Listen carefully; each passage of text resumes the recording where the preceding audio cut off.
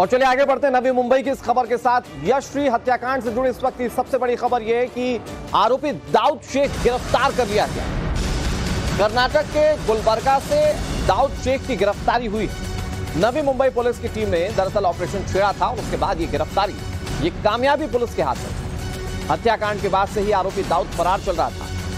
20 साल की यशश्री नाम की लड़की की बर्बरता से हत्या इस शख्स ने की थी। अब ये पुलिस के लिए एक बड़ी कामयाबी है जो पुलिस इस हत्यारे तक पहुंची है। दाऊद शेख इस हत्यारे का नाम बताया जा रहा है। पूछताछ में इस खूनी खेल का चैप्टर अभी और खुलेगा। एक एक राज हो सकता है कि बेपर्दा हो जाए। कुछ तस्वीरें सामने आई थी जिसमें दाऊद शेख पीछा करते हुए यशश्री का दिख रहा था और उसके बाद पुलिस इसकी तलाश कर रही थी और गुलबर्गा से, जो कि कर्नाटक में है, वहां से इस दाऊद शेख की गिरफ्तारी जो है वो की गई है। अब दाऊद शेख को पकड़ने के लिए स्पेशल ऑपरेशन लॉन्च किया गया था। इसकी डिटेल आपको जानकारी देते हैं, बिंदुवार आपको समझाते हैं कि कैसे दाऊद शेख तक पुलिस पहुंची।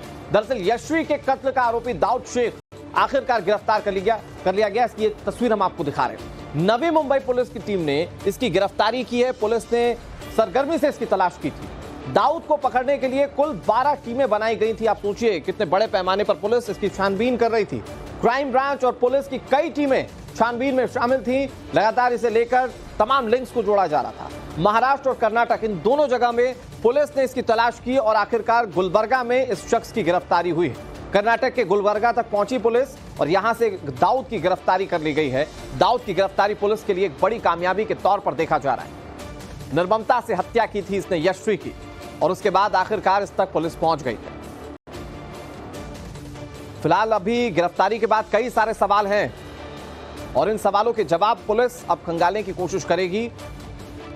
ये दो तस्वीरें, उस लड़की की तस्वीर हम आपको दिखा रहे हैं सबसे पहले विंडो में, जिसमें आप देखें कि कैसे इस लड़की का कत्ल किया गया। वही लड़की जिसका कत्ल किया गया। बॉडी इतनी क्षत विक्षत थी, शव इतना क्षत विक्षत था कि हम इसे खुलकर आपको दिखा नहीं सकते। दूसरी तस्वीर उस आरोपी की है जिस आरोपी को पुलिस ने गिरफ्तार किया है। कुछ इसकी सीसीटीवी तस्वीरें सामने आई थी जिसमें ये यशश्री का पीछा करते हुए दिखा।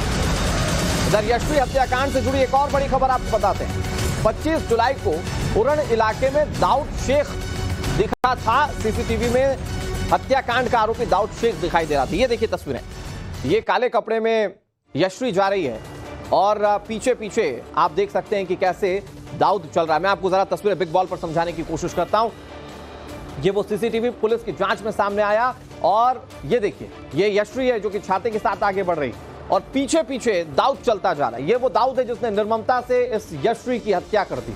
फिलहाल पुलिस इस यशश्री के हत्यारे तक पहुंच चुकी है और गिरफ्तार करने के बाद इससे तमाम सवालों के जवाब दिए जाएंगे।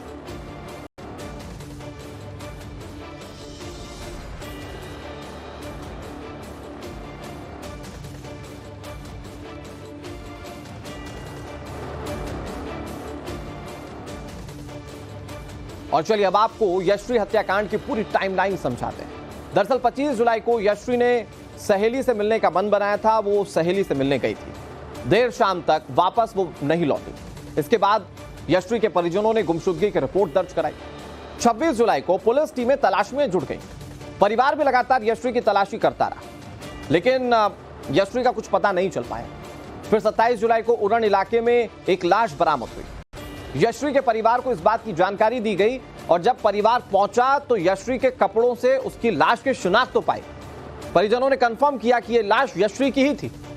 30 जुलाई को आरोपी दाऊद शेख की गिरफ्तारी हुई। यशश्री की हत्या का मुख्य आरोपी है।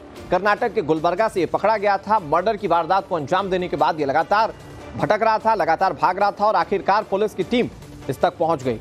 और हम आपको तस्वीरें यशश्री की भी दिखा रहे हैं और दाऊद की भी दिखा रहे हैं। मुंबई से हमारे सहयोगी राकेश त्रिवेदी ज्यादा जानकारी के साथ जुड़ गए।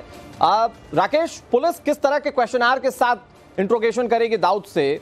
वजह जाहिर बात है कि पुलिस खंगालने की कोशिश करेगी, उसके पीछे तमाम दूसरे एलिमेंट्स भी होंगे। और ये भी समझाइए कि नवी मुंबई की टीम दाऊद तक पहुंची कैसे, क्योंकि जो हत्यारा था वो कर्नाटक के गुलबर्गा तक भाग चुका था। देखिए, सबसे बड़ी लीड थी वो पहली सीसीटीवी फुटेज जो हम नवभारत पर जो है टाइम्स ऑफ नवभारत अपने दर्शकों को दिखा गए। इस सीसीटीवी फुटेज में यशश्री जो है फोन पर बात करते हुए नजर आती है।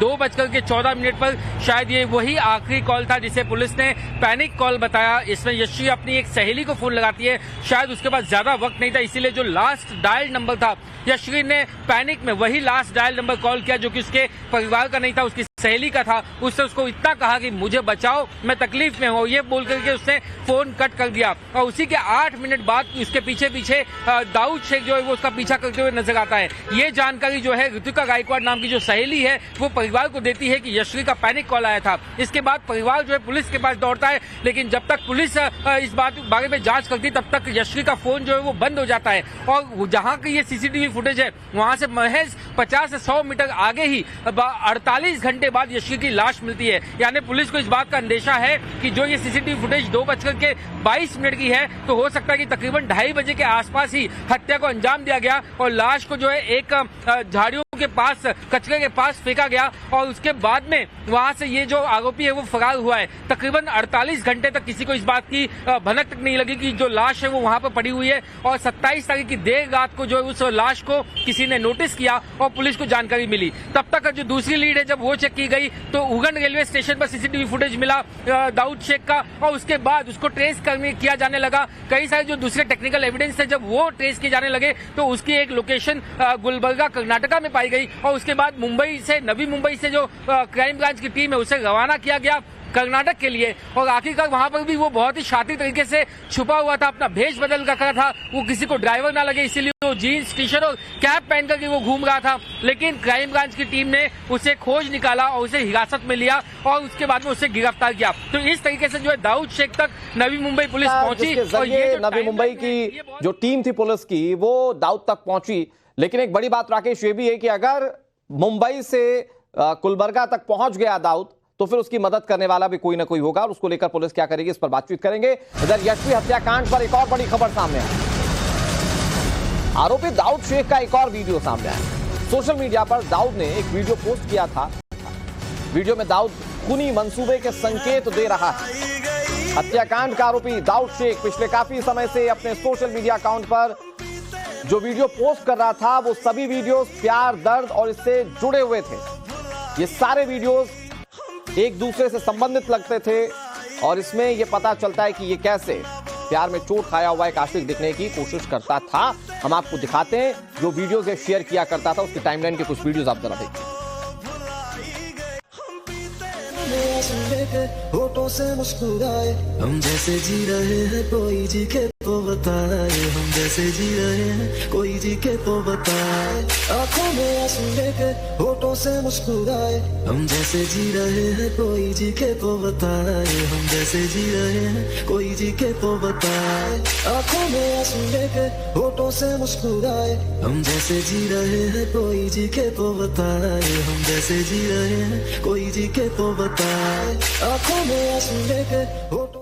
तो ये वीडियोस जब दाऊद शेयर कर रहा था तो ऐसा दिखने की कोशिश कर रहा था मानो वो दिल टूटा आशिक तो, लेकिन उसके बाद उसने क्या किया वो पूरा देश आज देख रहा है। इधर यशस्वी शिंदे को किस तरह से मारा गया, किस दर्दनाक तरीके से, किस निर्मम तरीके से उसकी हत्या की गई, अब मैं आपको ये बताने की कोशिश करता हूं। यशस्वी का कत्ल बहुत बेरहमी से किया गया। पेट पर धारदार हथियार से वार किए गए। ना सिर्फ पेट पर हमले किए गए बल्कि पीठ पर भी चाकू से कई वार किए गए। बताया जाता है कि शरीर की कई हड्डियों को तोड़ दिया गया। हाथ और पैर भी दाऊद नाम के इस दरिंदे ने तोड़ दिया। प्राइवेट पार्ट पर भी इस दाऊद नाम के शख्स ने जख्म दिए थे। और जब इतने से भी मन नहीं भरा तो दाऊद ने पत्थर से चेहरे को बुरी तरह से कुचल दिया था। हो सकता है उसकी कोशिश ये हो कि कोई यशस्वी को पहचान ना पाए। लड़की के सिर के बाल भी इस दरिंदे ने काट दिए थे, यानी कि इतने बेरहमी से इसने यशस्वी को मौत के घाट उतारा था। तो कुछ दिनों पहले तक वो कैसे एक दर्द वाले वीडियो शेयर कर रहा था और उसके बाद उसने कैसे वारदात को अंजाम दिया ये आपको हमने बताया। हमारे साथ हमारे सहयोगी राकेश जुड़े हुए। राकेश, पुलिस इन्वेस्टिगेट करेगी, इंटरोगेट करेगी तो हो सकता है कि सारा सच जो है वो सामने आ जाए, लेकिन अभी तक जो पूरा घटनाक्रम दिखता है वो ये दिखता है कि कैसे दाऊद जो था वो दर्द में था और उसके बाद इसने इस तरह का कदम उठा लिया।